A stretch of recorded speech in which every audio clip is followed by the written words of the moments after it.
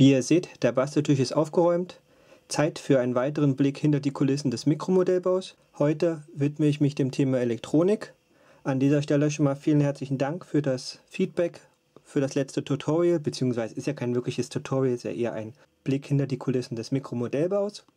Habe mich sehr gefreut und hätte gar nicht gedacht, dass das Video so positiv aufgenommen wird. Vielen Dank an der Stelle und für die ganzen Kommentare. An dieser Stelle noch ein kleiner Hinweis. Die ganzen Produkte, die ich euch vorstelle, sind nicht irgendwie gesponsert oder so, sondern das sind wirklich Sachen aus meinem Fundus. Deswegen kann ich euch auch keinen Überblick über alle Produkte liefern, sondern nur das, was ich bei mir in der Bastelkiste habe oder mir gekauft habe. Heute Thema Elektronik. Zuerst würde ich euch mal einen Überblick geben über die Lipo-Zellen, die ich verwende. Danach machen wir eine kleine Zeitreise durch die Empfängerwelt. Unterschiedliche Servoarten. Und zum Schluss gibt es noch ein paar kleine, sehr nützliche und interessante Platinen, die ich euch gerne vorstellen würde. Wie ihr seht, die sind schon winzig, haben sehr viele interessante Funktionen und sind für den Mikromodellbau ideal geeignet. Hier seht ihr einen kleinen Überblick über die Akkus in meinem Fundus. Wie ihr sehen könnt, gibt es unterschiedliche Formen und Größen. Das hängt zum einen mit der Kapazität zusammen. Ich habe die jetzt mal der Größe nach geordnet. Also hier haben wir zum Beispiel 70 mA, das sind 100, das sind 180 mA, das sind auch 180 und das sind 240.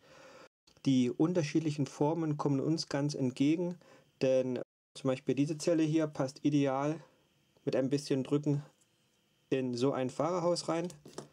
So eine Zelle ist jetzt auch in diesem Scania verbaut. Mit 180 mA ist er da auch recht gut bestückt.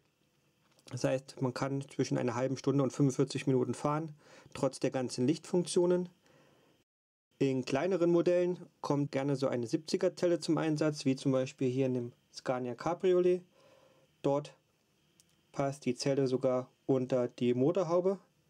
Der Vorteil ist, man kann dann diese Zelle auch ohne weiteres mal wechseln, falls sie doch mal kaputt geht. Wenn die Zelle im Führerhaus verbaut ist, dann wird das schon ein bisschen problematisch.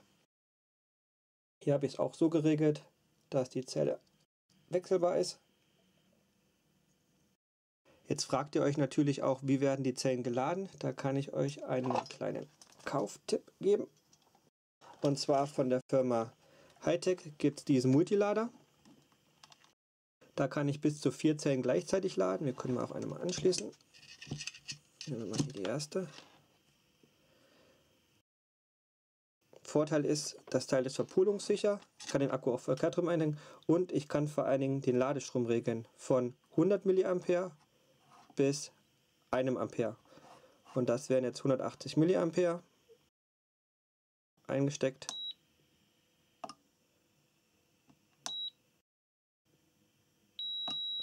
So, und schon mit geladen. Die aktuelle Spannung wird angezeigt.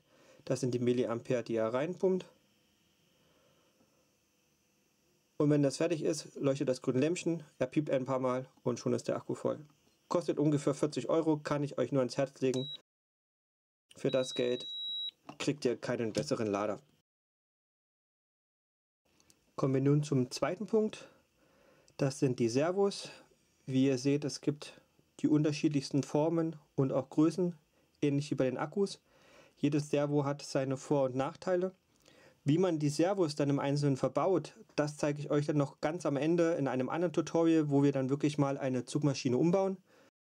Jetzt zeige ich euch erstmal hier ein paar kleine Servos. Das ist zum Beispiel von Spektrum, das ist meines Wissens nach das kleinste Linearservo. Der Vorteil ist, wenn man schon sieht von der Größe her, das passt überall in die kleinste Lücke.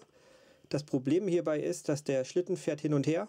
Und man hat keine Drehbewegung und man muss hier noch ein bisschen Handarbeit anlegen, um jetzt hier noch den passenden Adapter zur Lenkung zu basteln.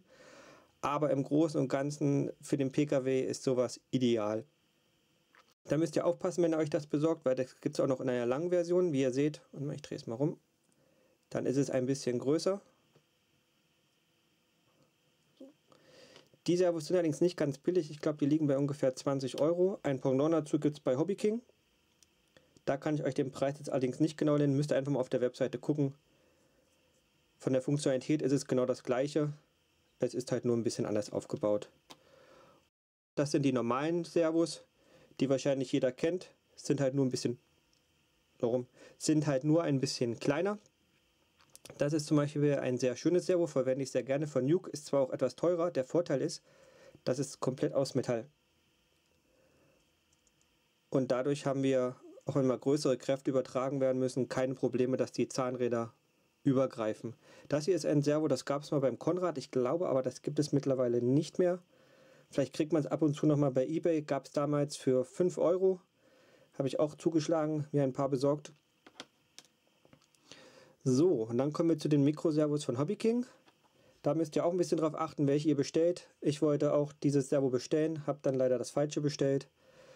Das mag zwar nicht so wirklich groß, also der Unterschied, der mag zwar nicht so gravierend sein, aber wenn ihr das dann euch mal im Modell anschaut, werdet ihr schnell merken, dass da Platzprobleme entstehen können. Und das hier ist das 1,9 Gramm Servo. Das kann man sogar noch ein bisschen kleiner machen. Lasst euch von der Farbe nicht irritieren. Das ist genau das gleiche Servo. Da kann man unten noch ein bisschen was wegfeilen. Und die Elektronik kann man theoretisch sogar an einem komplett anderen Platz im Fahrzeug platzieren. Das Servo kommt auch in dem Lader zum Einsatz. Man sieht es hier nicht ganz so gut. Hier unten sieht man, ist dann der Hebel zum Lenken und da vorne sieht man ein bisschen was Orangenes drin. Hier sieht man das Ganze ein bisschen besser. Dort ist das Servo liegend platziert. Hier unten ist der Hebel und da unten wird gelenkt. Das kann ich euch nochmal zeigen. Hier kommt das hier ist das Metallservo, was zum Einsatz kommt, was natürlich auch gleich ein bisschen Gewicht auf die Vorderachse bringt. Und hier seht ihr das 1,9 Gramm Servo von Hobby King.